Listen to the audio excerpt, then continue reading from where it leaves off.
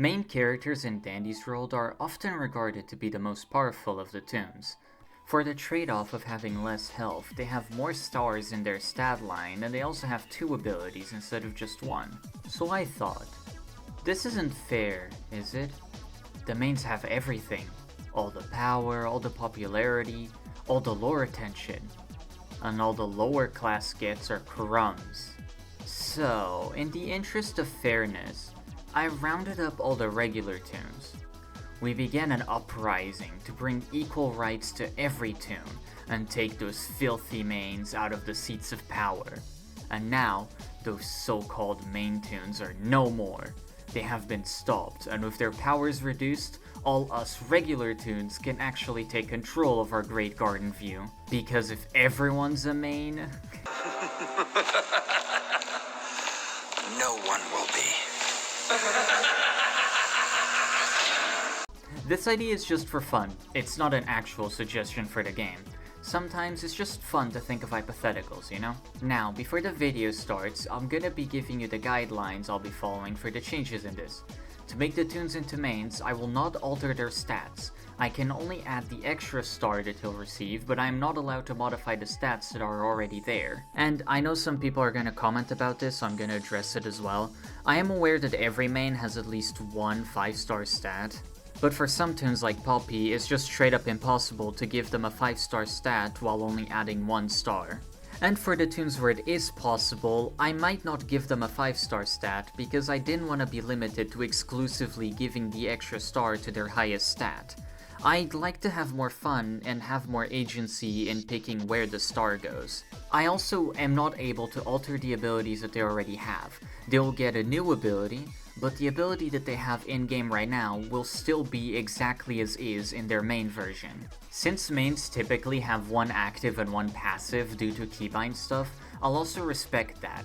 I can't give toons 2 actives or 2 passives. Most mains follow the formula of 1 support ability and 1 selfish ability, which I will try to stick to. But even Gordy already kinda broke this, so it's not obligatory, it's just something that I'm going to try to pay attention to. Also, finally, this video is meant for fun, of course.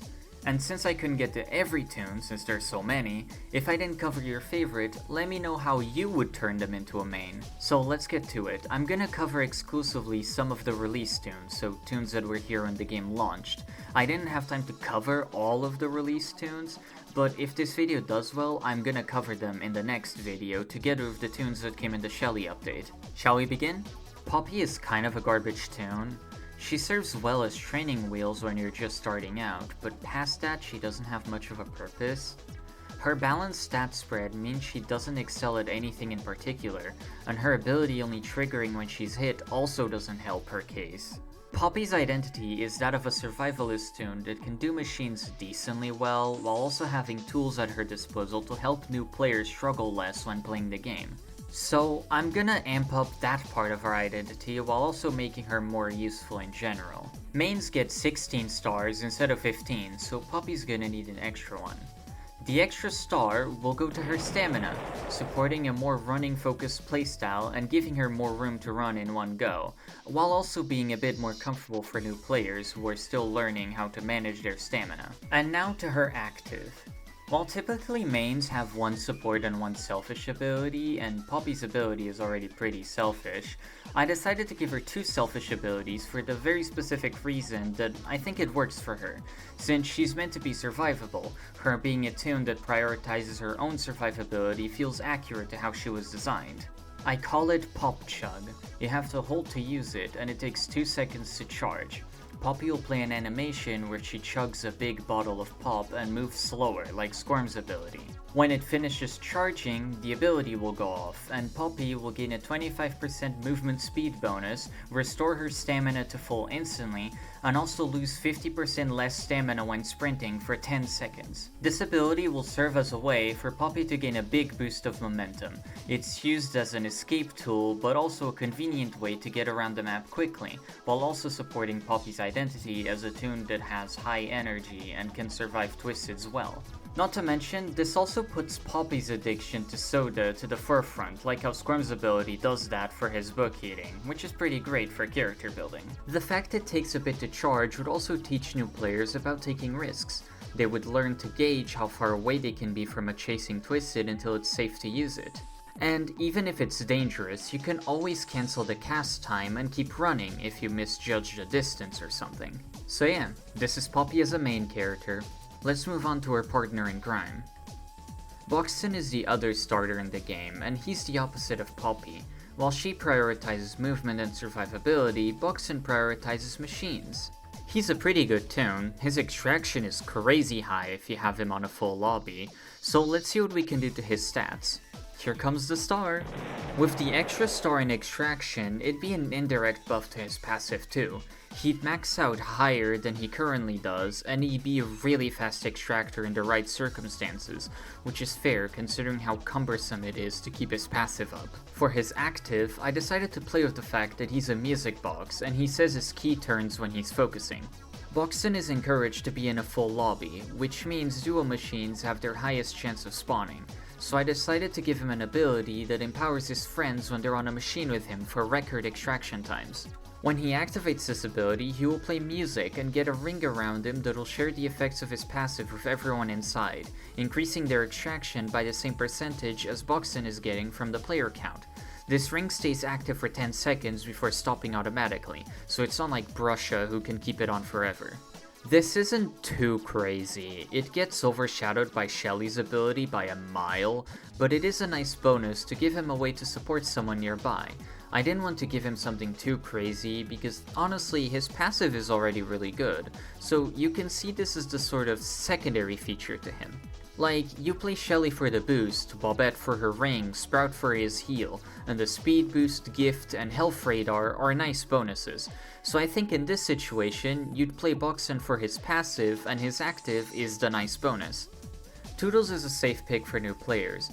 With her stat, she has a higher stealth, but she does sacrifice some of her extraction for it. But with that, she's very comfortable for new players, so they don't have to worry much about getting in the way of distractors. I wanted to keep her identity as a safe stealthy pick for extraction, which is where I think her strengths lie. So here's where I put the star. I give it to her skill check. With this extra star, she'll be able to extract better than before. I would have put it in extraction speed, but I felt like having 3 characters in a row with all stats as 3 star with an extra star would kinda suck.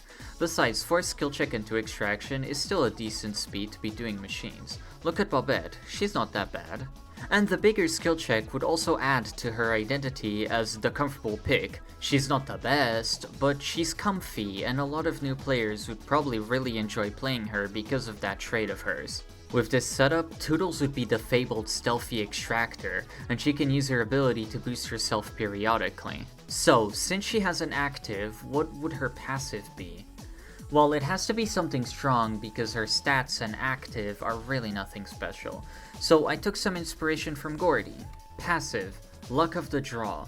When Toodles is on the team, she'll grant a 30% stat boost to her teammates when they finish a machine. The buffs will behave the same as Gordy's ability, granting a random buff excluding stealth. The buff will last forever and be re-rolled when the person finishes another machine. The buff applies on a person-to-person basis. It's not the entire team that gets it when a machine is completed, it's specifically the person that finished the machine. As mentioned earlier, the boost is 30% and it lasts forever. The only way it'll end is when the person finishes another machine, which that's when the buff re-rolls and they get something different. If there are multiple Toodles on the team, the effects won't stat if the Toodles roll the same boost, but if they roll different stats, the person can have 2 different buffs. Toodles herself won't receive her boost, nor the boost from other Toodles, so stacking a bunch of Toodles in one team to have all the buffs active at once isn't a possible strategy, since less of your team will be able to take part in it. So yeah, this ability would be very good on a team, and it'd be by far her best trait, and I can see main Toodles being picked as a support in many teams, because she just gives value by just existing, and that's really cool. Razzle and Dazzle are interesting, that's for sure. They don't really have a place in the game because they're incredibly inconsistent due to their passive, so making them mains is gonna be pretty tough, huh? Let's go. I look at their stats and I wonder, where am I gonna put the star? their speed and extraction are kind of off limits because altering them would be technically altering how their abilities work, and that's off limits for this thought experiment. So here goes. I gave them a star in skill check, honestly because the others felt weird. More stamina would be fine, I guess, and more stealth would just kill distraction razzle. So skill check it is. I suppose it does help speed up machines on floors where razzle is in the lead, so that's alright. Now onto their active. I had many thoughts on what to do with this, but I think I came up with something satisfactory. Main Razzle and Dazzle's ability, Duo Performance, is an active with a 75-second cooldown.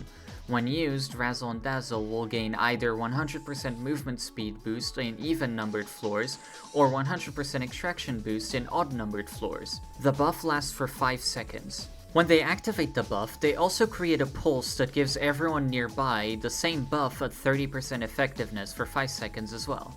Although it's a pretty short range, about the same range as a Christmas cookie. Basically, this ability would make it so whenever you use it, you gain the effects of both twins, making it so you can get a big boost of speed during Dazzle floors or a big boost to extraction during Razzle floors. This would help Razzle and Dazzle feel more well-rounded, as they could call their sibling for support during a tough moment, but keeping the cooldown large and the effect short-lived also means their weaknesses aren't gone. Also, the fact that it can buff allies is just a nice bonus to it. You'll use it mostly on yourself, but being able to use it to give other people speed boosts or extraction boosts would be nice as well. On to the next toon. Roger is kind of a nothing toon, honestly. You play him to get research quicker and that's it. His stats are not anything special really, and his ability also turns useless as soon as you complete research. So first off, let's add the star. Adding the star to extraction seems like the most logical thing to do. It's the stat that he was already leaning into, so it feels right to go full throttle into it like the other mains. So for his active, I've got something interesting in mind. Detective's Eye is an active with a 50-second cooldown. When activated, Roger will reveal where twisters are going to path to for 5 seconds to all teammates. This isn't a highlight like V, it's not visible through walls, but people who have a view of the twisteds will be able to see lines coming from them and a circle where they're trying to go to, which would let everyone predict where the twisters are gonna go by using these as reference points. It's kind of similar to Fantasia's ability in TOON's universe if you're still confused. With this, Roger could serve a more supportive role, being able to help people if the twisters are wandering, and also making it easier to know where the twisters are going so he can intercept them for that sweet research. Shrimpo is Shrimpo. He's a challenge toon and he's awful, so let's see what we can do to make him more awful. I tried to give him a star in speed, but it disintegrated on contact, so he's still the same. Sorry guys. Now to his active. It's called Insults, and it has a 100-second cooldown. When you activate it, Shrimpo will shout insults at the twisteds, which makes noise and attracts the twisteds to him. This works exactly like Pebble's bark. With this, Shrimpo will be even worse than he already is. So, those are all the toons I turned into mains for this video. But before I go, I have to pick a main that'll fall tonight as well.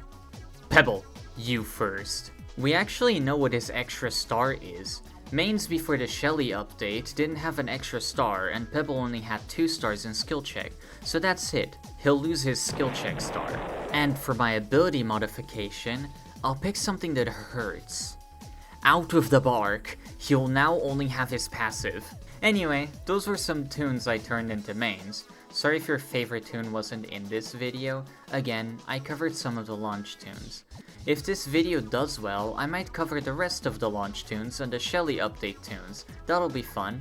Be sure to leave a like if you want to see that.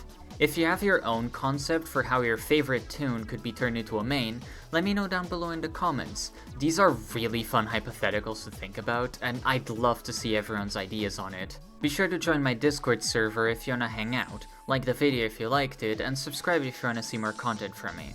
And thanks for listening to me yap about Dandy's World once again. Goodbye.